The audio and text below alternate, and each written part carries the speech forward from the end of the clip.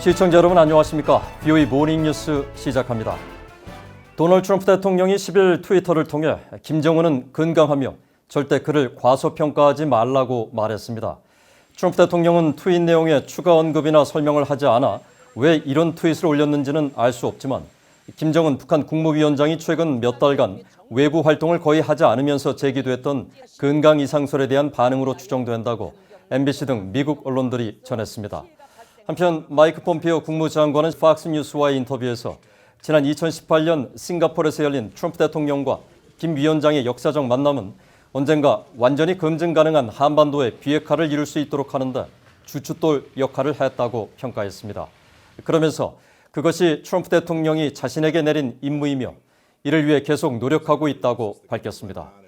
폼페이오 장관은 또 김 위원장의 건강 상태에 대한 사회자의 질문엔 정보 보고를 받은 적이 있지만 밝힐 수는 없다고 말하고 북한 주민들을 위해 할 수 있는 최선은 완전한 비핵화가 북한 주민들을 더 밝은 미래로 이끌 것이라는 점을 김 위원장에게 다시 한번 설득하는 것이며 그와 진지한 대화를 다시 나눌 수 있길 희망한다고 밝혔습니다.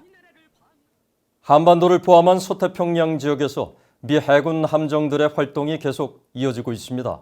전문가들은 항행의 자유훈련과 북한 정권의 해상 불법 활동을 감시하기 위한 목적으로 풀이했습니다. 김시영 기자가 보도합니다.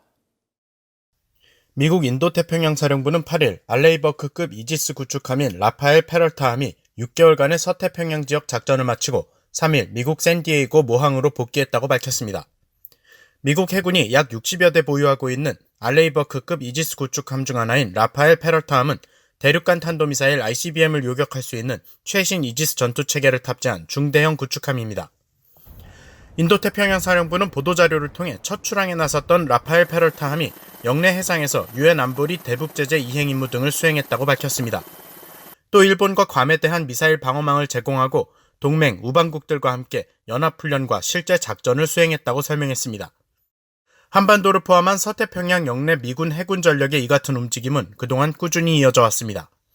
지난달 17일에는 영내 10개국 해군이 참여한 환태평양 합동군사훈련 림팩이 하와이 인근 해상에서 펼쳐져 함정 22척과 병력 5,300명의 다국적 해군이 2주간 강도 높은 훈련을 진행했습니다. 지난 9일부터는 미국 해군의 또 다른 이지스 구축함 베리함을 비롯해 한국, 일본, 호주의 해군 함정 10여 척이 괌 근해에서 정기 연합작전을 시작했습니다. 또 올해는 지난 2017년 11월 북핵 위기 이후 처음으로 루즈벨트호와 로널드 레이건호 등 총 3척의 항공모함이 번갈아 가면서 영내에서 합동훈련을 실시했습니다. 전문가들은 중국과 북한을 지목하면서 태평양 지역은 미국에게 군사 전략적 측면뿐 아니라 경제 외교적으로도 매우 중요한 요충지라고 강조했습니다. The Navy has been long involved in the Pacific, and right now the two biggest threats are China and North Korea. But there are a lot of areas in Southeast Asia where the U.S. and the U.S. Navy have interest. So it's not only a very expansive region geographically, but very expansive in the number of strategic objectives that the U.S. has in that area. The U.S. doesn't like it. The International Court has said they have no rights to those areas. So the U.S. does freedom of navigation exercises in those areas to demonstrate that China does not control those sea areas. 미국 해군분석센터의 켄 고스 국장은 미군 해군력의 서태평양 배치는 중국에 보내는 신호라고 분석했습니다. 북한 서쪽 지역에서 작전을 벌일 경우 미국 해군의 영내 존재는 중국의 군사 역량을 관찰하고 계속해서 주시할 수 있는 능력을 제공한다는 겁니다. 고스 국장은 또 미국 해군의 활동은 불법 유류 환적 등 제재 회피를 막기 위한 해상 활동 감시는 물론 북한의 미사일 도발 등 한반도에서의 잠재적 군사 도발 가능성에 대비하는 의미도 있다고 설명했습니다. VOA 뉴스 김시영입니다. 미국의 대북 제재는 포괄적이고 그 범위와 효과가 상당히 다양하다는 평가 보고서가 나왔습니다. 북한 정권의 불법 행위를 저지하기 위한 미국 정부의 세컨더리 보이콧이 해외 금융기관에 중대하고 장기적인 영향을 미칠 수 있다고 경고했습니다. 지다겸 기자입니다. 워싱턴에 기반을 둔 법률 조사 분석 전문 기관인 세계연구심의기구가 주도한 약 300페이지 분량의 지침서입니다. 미국, 영국 등에 기반을 둔 48명의 다국적 법률가들이 참여한 이 지침서는 민간 기업을 대상으로 미국과 UN, EU 제재 이행 방안을 설명하면서 미국의 포괄적 제재와 광범위한 UN 제재를 동시에 받는 북한은 아시아 태평양 지역의 회사들의 끊임없이 위험의 원천이었다고 지적했습니다. 특히 북한은 다른 제재 대상국과 비교해 미국 재무부의 금융 제재 적용 범위가 넓다고 설명했습니다. 대북 금융 제재가 미국 등록 법인과 금융기관은 물론 미국 국적 거주자가 소유하거나 통제하는 제3국 기관의 활동까지 적용된다는 것입니다. 지침서의 주 저자이자 뉴욕에 본사를 둔 법률사무소 화이트앤케이스의 니콜 어브 변호사는 해운과 선박 항공 제한, 세컨더리 보이콧까지 포함한 미국의 대북 제재는 확실히 포괄적이고 그 범위와 효과가 상당히 다양하다고 말했습니다. 제재 이행 지침서는 특히 북한이 이란, 러시아, 베네수엘라와 함께 미국이 활용하는 치외 법권 제재 일부인 세컨더리 보이콧 대상 중 하나라는 점을 강조했습니다. 그러면서 미국 정부는 북한이 홍콩 등 아시아 태평양 지역에 설립된 위장회사와 해외 노동자를 통한 불법 수익 창출에 대응해 이미 세컨더리 보이콧을 부과했다고 지적했습니다. 또 미국 정부가 세컨더리 보이콧 적용을 통해 북한의 국제 금융망 접근을 제한하려는 노력이 2017년 중반 실행된 중국 단둥은행에 대한 조치로 탄력을 받았다고 설명했습니다. 지침서는 이어 미국 정부는 이후 북한의 중개자 역할을 한 혐의가 있는 중국 기반의 무역회사와 개인뿐 아니라 선박간 환적에 개입한 선박에까지 제재를 부과하는 등 세컨더리 보이콧을 다양한 범위에서 활용했다고 지적했습니다. 그러면서 제3국 금융기관들은 미국 제재 틀에서 세컨더리 보이콧 조항이 확산된 점에 주목해야만 한다며 금융기관들의 엄격한 규정 준수의 중요성을 강조했습니다. VOA 뉴스 지다겸입니다.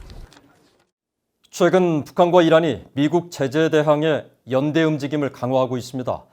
전문가들은 북한과 이란이 서로 불법적인 무기 기술과 외화 교환 등의 거래를 지속할 수 있다면서 이런 시도는 두 나라에 대한 추가 제재 조치에 정당성을 줄 수 있다고 지적했습니다. 오택성 기자입니다. 이란 관영 IRNA 통신은 9일 모주타나 졸루르 이란 국가안보외교위원회 위원장이 한성주 주 이란 북한 대사를 만나 미국의 잔혹한 제재에 맞설 제재국가 모임을 발족할 것을 제안했다고 보도했습니다. 앞서 지난 2일에는 한 대사가 이란 무역청장을 만나 양국이 합동무역기구를 만들자고 제안한 내용도 전해졌습니다. 핵 미사일 개발 등으로 미국의 제재를 받고 있는 이란과 북한이 상호 협력을 강화하는 움직임입니다. 브루스 베넷 미국 랜드연구소 선임연구원은 북한과 이란의 이 같은 협력이 양측 거래의 상호 상승 효과를 노린 전략적 판단에 기반한 것일 수 있다고 분석했습니다. Iran has hard currency because of its oil, and North Korea needs hard currency, and North Korea is really good at smuggling. So they can help Iran by smuggling, and Iran can help them by providing hard currency. 브루스 클링너 헤리티지 재단 선임연구원은 양국 관계는 오랫동안 이어져 오고 있다면서 무기 개발을 위한 교류 관계를 주목했습니다. 기술과 돈을 맞바꾸는 관계를 지속하고 있다는 겁니다.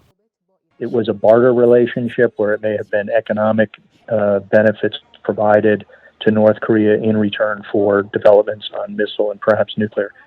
클링너 선임연구원은 그러면서 이런 군사적 관계 외에도 두 나라는 경제적 관계 역시 확대하려고 하겠지만 유엔 안보리의 대북 제재와 미국의 제재로 인해 실제 효과는 제한적일 것이라고 내다봤습니다. 마크 피츠패트릭 국제전략연구소 연구원은 이란과 북한의 협력 발표에는 북한의 석유 확보가 포함됐을 수 있다고 지적했습니다. 그러면서 이 두 나라는 긍정적 효과를 노리고 협력 강화에 나서겠지만 결과적으로는 미국의 추가 제재 부과에 정당성을 줄 수 있다고 말했습니다. Now the United States can say, look, at these two rogue states, they're cooperating, they're going to be engaging in more military exchanges. They might cooperate in the nuclear field. That's dangerous. We have to be tougher on them. 피츠패트릭 연구원은 그러면서 북한과 이란이 협력 강화를 주장하고 있는 만큼 국제사회는 이 두 나라가 협력하며 벌이는 제재 회피 활동에 더 주목할 수 있다고 경고했습니다.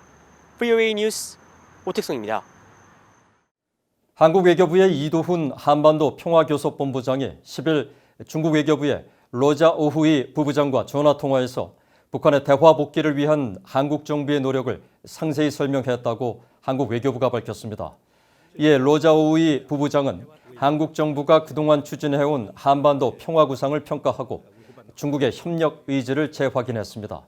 양측은 또 가능한 조속한 시일 안에 대면 협의 등 여러 방식을 통해 북한과의 대화 재개 방안을 위한 한중 간 협의를 지속해 나가기로 했습니다. 이 본부장은 앞서 미국, 일본, 북핵 협상 대표와 잇따라 전화 통화를 하고 한반도 정세와 북한 문제 등을 논의한 바 있습니다. 북한의 영유아 사망률이 지속적으로 줄고 있지만 여전히 한국, 미국 등과 비교해 월등히 높은 것으로 나타났으며 수십 년 전에 비해 격차는 오히려 더 늘었다고 유엔이 밝혔습니다.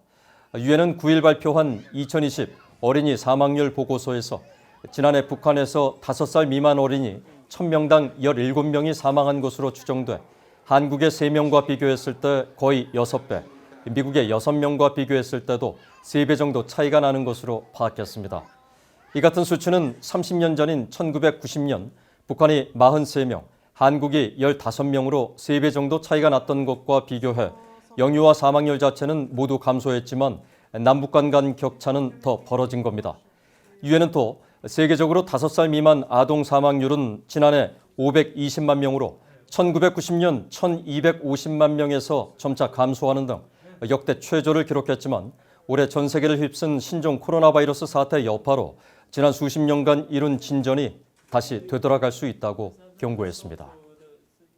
이상으로 VOA 모닝 뉴스를 마칩니다. 시청해주신 여러분 고맙습니다.